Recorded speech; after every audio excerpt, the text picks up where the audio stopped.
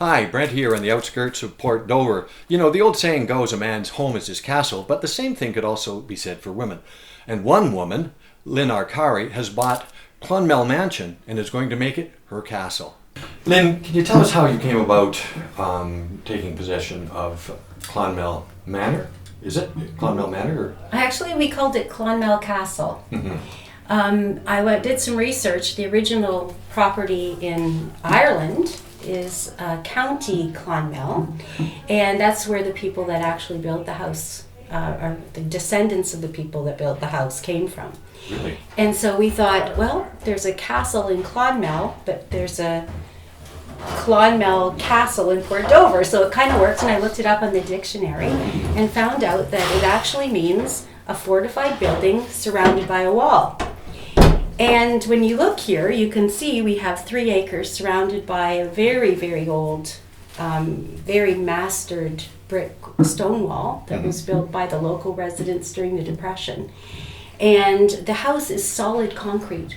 Each wall, floor, even when we're doing the renovations now, we're finding that the floors itself, the walls are in perfect condition because the concrete holds it all together. So you've got a great foundation to build on. What are you going to build? The ideas just keep coming. I did have some previous experience with B&Bs. And in those days, we only had 6 bedrooms. And what happened with the people coming and going, we were just too busy. We couldn't keep up with it. So my dream was always to find a larger house. A house that could not only host a few residents, but B&B guests, friends, and have a conference center. It's a fairly ambitious project. Does it seem daunting to you, or you just taking it all in stride? Well, that's interesting because when I came here, I fell so in love with the property. The real estate agent was here, and we were sitting upstairs in the hall, and I said, I don't understand it. Why hasn't this house sold? And he says, well, it's just too much for most people to take on.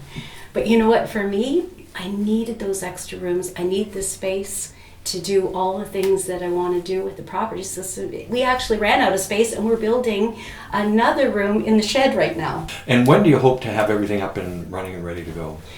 We're 3 weeks behind. And the good news is that this crew that just sort of appeared out of nowhere, again, we're using only local residents of Port Dover, the way the house was built.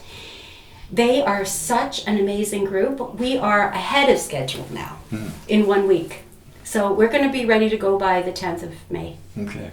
Well, we'll follow your progress. Thank you very much for talking with us. Oh, thank you for coming to visit the castle.